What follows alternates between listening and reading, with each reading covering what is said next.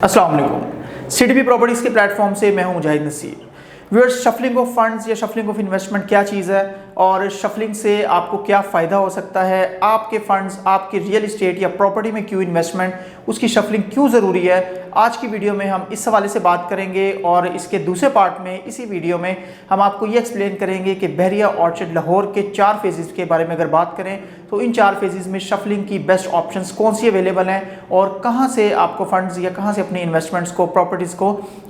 Shuffle करके दूसरी जगह पर इन्वेस्ट करना चाहिए और आने वाले वक्त में उसका क्या फ़ायदा हो सकता है। स्टार्ट करते हैं। फर्स्ट ऑफ ऑल तो आपको ये टर्म क्लियर होना बहुत ज़रूरी है कि शफलिंग ऑफ इन्वेस्टमेंट या आपकी सरमायाकारी की जो शफलिंग है उसको एक जगह से दूसरी जगह इन्वेस्टमेंट करने का क्या मतलब है और इसका मकसद क्या होता है। शफलिंग इसलिए ज़रूरी है कि आपकी इन्वेस्टमेंट, आपकी सरमायाकारी, आपके प्लॉट्स, आपकी प्रॉपर्टीज़, शॉप्स, अपार्टमेंट्स या प्लॉट्स में या आपके घर वगैरह अगर आपने कोई बाय किया हुआ है, किसी तरह की प्रॉपर्टी है, किसी स्पेसिफिक टाइम पे अपने फंड्स को वहाँ से निकाल लेना, अपनी उन प्रॉपर्टीज़ को सेल आउट कर देना और एट द सेम टाइम अपने सेम फंड्स को किसी ऐसी जगह पर इन्वेस्टमेंट करना जहाँ पे आपकी फोरकास्ट, आपकी अंडरस्टैंडिंग और आपका एनालिसिस ये कहता हो कि आने वाले वक्त में यहाँ पर प्राइसेस बढ़ सकती हैं और आपको ज़्यादा बेहतर गेन मिल सकता है as compare to staying at the same property for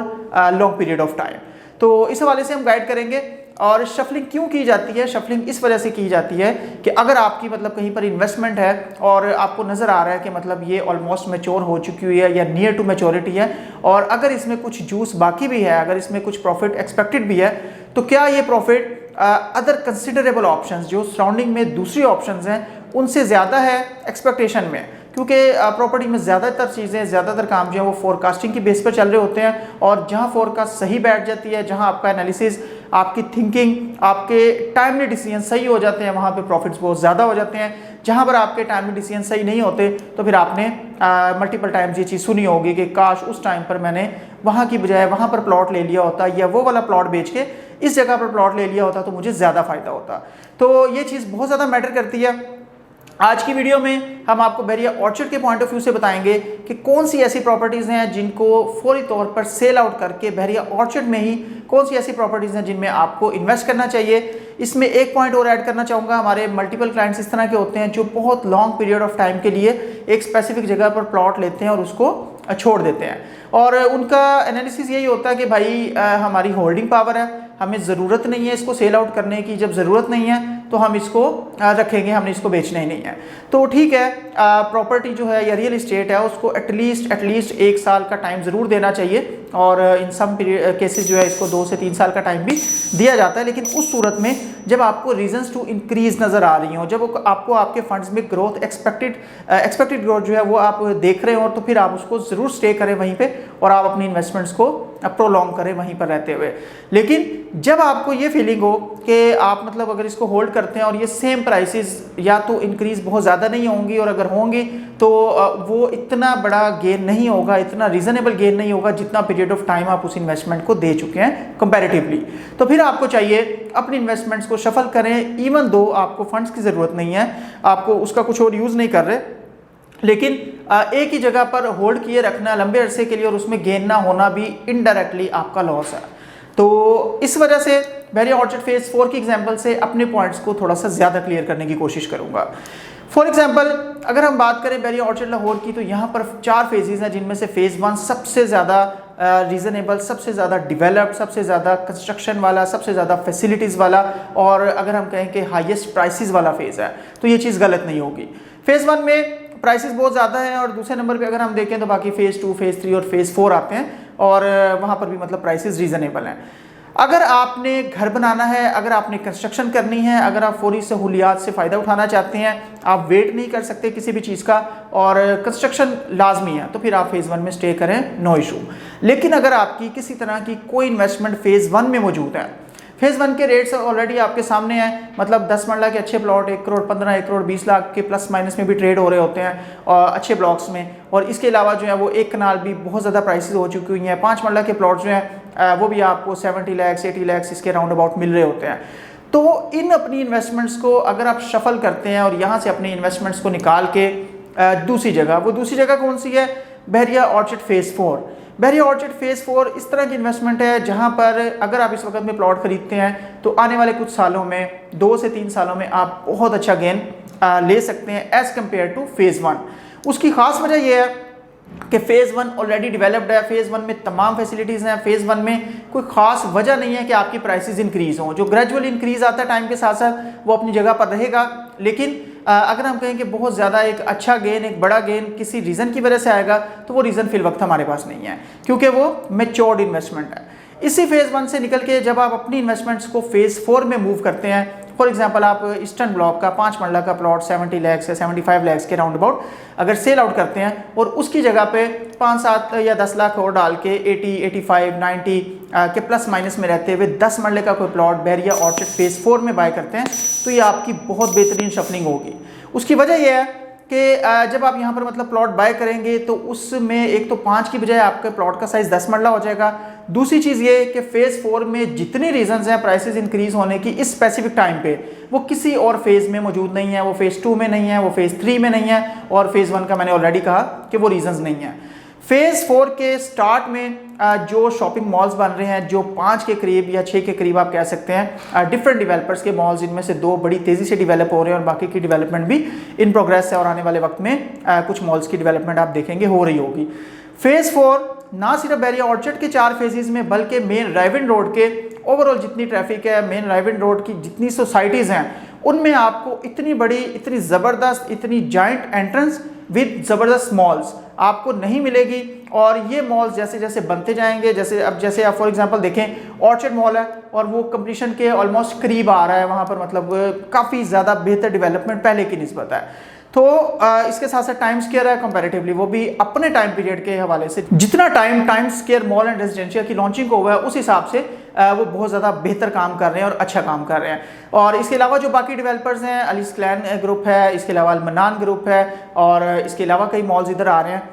Q बाजार आ रहा है इसका, क्यू लिंक्स का, और इसके अलावा बहरिया स्काई के नाम से जो ABS जो है प्रोजेक्ट को देख रहे हैं। तो ये जो एंट्रेंस बनने जा रही है, ये जो एक कमर्शियल हब बनने जा रहा है, ये हर मॉल, एक मॉल दूसरे मॉल को बेनिफिट दे रहा होगा और वहाँ पर ओवरऑल जब ये कंप्लीट होंगे तो आपको अंदाज़ा नहीं है कि 10 मरला या 1 कनाल के प्लॉट जो इस वक्त जितनी प्राइस पे हैं, नो डाउट इस वक्त वो ऑन पे हैं और अच्छे ऑन पे हैं, लेकिन फॉर एग्जांपल G4 के अगर आपको प्लॉट्स फेसिंग पार्क 1 करोड़ या 1 करोड़ प्लस मिल रहे हैं इस वक्त, तो आप उनको कंसिडर ना करें, आप हाईएस्ट प्राइस पे बाइंग ना करें, आप थोड़ा सा नीचे मूव करके G5, G6 के बेहतर एरियाज़ में 80 के प्लस माइनस में या 75 के प्लस माइनस में एज पर लोकेशन कोई 10 मरला का प्लॉट लें, 1 कनाल की कोई रीजनेबल ऑप्शन आपको कम बजट में मिलती है तो आप उसको कंसीडर कर सकते हैं। ये इस तरह की ऑप्शंस हैं जो आपकी शफलिंग, मतलब वहाँ से अगर आप 10 मरले का प्लॉट बेचते हैं और यहाँ पे कोई रीजनेबल प्लॉट ले लेते हैं फेज़ 4 में, तो यहाँ पर बहुत ज़्यादा रीजंस हैं प्राइस इंक्रीज होने के। यहाँ पर कंस्ट्रक्शन की रीज़न है, यहाँ पर जैसे जैसे घर बन रहे हैं लोग इसमें काफ़ी अट्रैक्ट भी हो रहे हैं और पॉपुलेशन बढ़ने के साथ साथ भी एक बड़ी अट्रैक्शन होती है। कमर्शियल मार्केट्स, कमर्शियल प्लाजे, इसके अलावा जो पूरी 2 लेन्स आ रही हैं, एक 8 मरला की मेन बुलेवार्ड पे और 5 मरला की जो है वो हॉरिजॉन्टली जो लेन्स चल रही हैं। तो यहाँ पर टाइम के साथ साथ जैसे जैसे ओवरऑल कंस्ट्रक्शन होगी, जैसे जैसे घर बनेंगे या आपके ये जो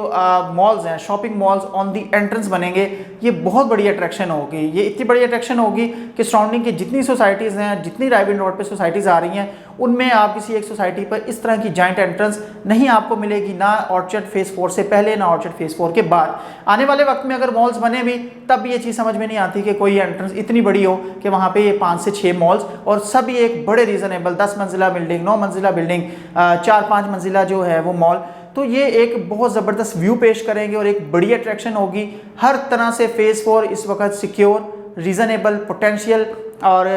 बेहतरीन जूस वाली जिसको कहते हैं इन्वेस्टमेंट, जिसमें बहुत ज़्यादा अभी गेन बाकी है, वो है। उसकी एक आखिरी बड़ी एग्जांपल देना चाहूँगा कि इस वक्त अगर आप फेज़ 4 के G4 ब्लॉक को देखें, ओवरऑल फेज़ 4 और फेज़ 1 की लॉन्चिंग के टाइम पीरियड में बहुत बड़ा डिफरेंस है। फेज़ 1 बहुत पहले का फेज़ है, फेज़ 4 जो है वो 2016-17 की लॉन्चिंग है। और इस टाइम के मुताबिक, इतने कंपैरिजन के मुताबिक, अगर G4 के प्लॉट अभी 1 करोड़ के प्लस में चले गए हैं और फेज़ 1 इतना डेवलप होने के बावजूद 1.15-1.20 के राउंड अबाउट मैक्सिमम आपको प्लॉट्स मिलते हैं, तो ये कोई खास डिफरेंस नहीं है। ऑलमोस्ट आप कह सकते हैं कि करीब करीब है प्राइसेस। तो अगर फेज़ 4 इस सिचुएशन पे, जिस वक्त मॉल्स सिर्फ बन रहे हैं इनिशियली स्टेज पे, पूरी तरह से एक भी मॉल कंप्लीट अभी नहीं है, तो इतनी प्राइसेस को टच कर सकता है, तो क्या आपका 70 लाख 80 लाख में लिया हुआ 10 मरला प्लॉट इंक्रीज नहीं होगा उसके प्राइसेस बहुत ज़्यादा ऊपर नहीं जाएंगी। फेज़ 4 की प्राइसेस इजीली बीट कर जाएंगी फेज़ 1 की प्राइसेस को। इवन दो मैं आपको शफलिंग के पॉइंट ऑफ व्यू से ये भी कहूँगा कि अगर आप फेज़ 2 में कोई ऑप्शन है आपके पास, फॉर एग्जांपल सी ब्लॉक बड़ा डेवलप ब्लॉक है, आपको 5 मरला के जो प्लॉट्स हैं वो 60 प्लस माइनस भी मिल रहे होते हैं, तो उसमें थोड़े से आप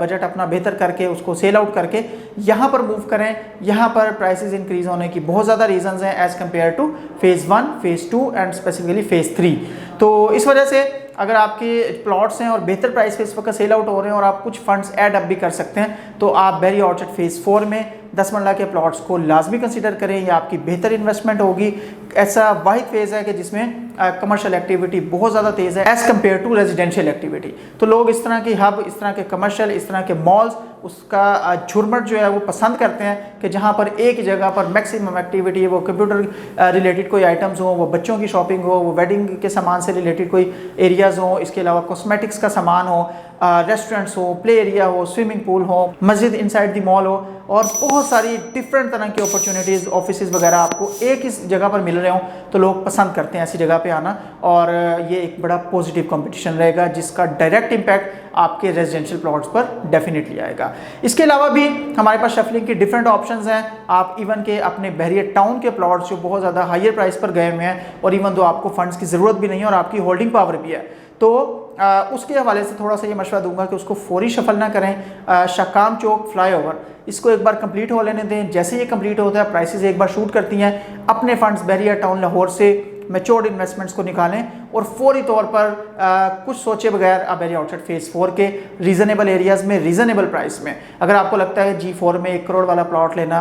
मतलब एक बड़ी इन्वेस्टमेंट है, तो आप 70-80 लाख के इन बिटवीन रहते हुए कोई रीज़नेबल ऑप्शन वहाँ पर बाय करें। ये बहुत ज़्यादा बेहतर टाइम होगा। ये शफलिंग की एक आइडियल ऑप्शन होगी कि यहाँ शाकाम चौक फ्लाईओवर कंप्लीट होता है, आप अपने फंड्स को उस स्पेसिफिक टाइम पर निकालें, अभी सेल ना करें बहरिया टाउन लाहौर में। और जैसे वो कंप्लीट होता है उसके बाद बहरिया आउटसाइड फेज़ 4 की जितनी अभी डेवलपमेंट हो चुकी है, अभी उसमें काफ़ी डेवलपमेंट मॉल्स की बाकी है, आप अपने फंड्स को फौरी तौर पे बहरिया आउटसाइड फेज़ 4 में डिपेंडिंग ऑन योर बजट 1 या 2 10 मरला प्लॉट्स में इन्वेस्ट करें, आपको उसमें काफ़ी बेनिफिट होगा। फेज़ 4 के जो प्लॉट होल्डर्स हैं उनके लिए थोड़ा सा ये मशवरा देना चाहूँगा कि आपको शफलिंग की ज़रूरत नहीं है। आपके प्लॉट्स जहाँ हैं जैसे हैं वो इंतहाई रीज़नेबल ऑप्शन है। अगर आप शुरू से इन्वेस्ट कर चुके हैं फेज़ 4 में, तो आपने बहुत ज़्यादा उसमें सफ़र किया है। यही फेज़ 4 जहाँ पे 10 मरला की प्राइसेस बहुत नीचे भी आ गई थी, आपने उस टाइम पे भी अगर वेट किया है तो उससे कम वक्त अब रह गया वेट का। आपको अपने प्लॉट्स को होल्ड करना चाहिए, सेल आउट नहीं करना चाहिए। और अगर आपकी होल्डिंग पावर है, आप 3 से 4 साल के लिए अपने प्लॉट्स को भूल जाएँ कि उसको आपको सेल आउट करने की ज़रूरत है, स्पेसिफिकली फेज़ 4 के प्लॉट होल्डर्स। तो इंशाल्लाह उम्मीद है कि आज का एनालिसिस आपको पसंद आया होगा। आप किसी स्पेसिफिक टॉपिक पे अगर चाह रहे हैं कि हम वीडियो कवर करें किसी स्पेसिफिक ब्लॉक पे, फेज़ पे, सोसाइटी पे, किसी कैटेगरी पे, किसी इशू पे, तो आप हमारे दिए हुए नंबर पे एक तो हमें कॉन्टैक्ट कर सकते हैं। इसके अलावा कमेंट सेक्शन में आप वो चीज़ बता सकते हैं कि आपके कमेंट के अकॉर्डिंग हम उन टॉपिक्स को कवर करें और आपके लिए चीज़ें ईजी हो सकें। उम्मीद है आज की वीडियो आपको पसंद आई होगी। जो भी आपका फीडबैक हो इस एनालिसिस से रिलेटेड काइंडली कमेंट सेक्शन में ज़रूर मेंशन कीजिएगा। और इसके अलावा हमारी वेबसाइट है www.cdbrealestate.com, इस पर भी आपको updated information at any time मिल रही होगी। आपके टाइम का बहुत शुक्रिया। मज़ीद अच्छी अपडेट्स और वीडियोज़ के साथ आपकी खिदमत में हाजिर होंगे। Thank you very much. Allah हाफ़िज़।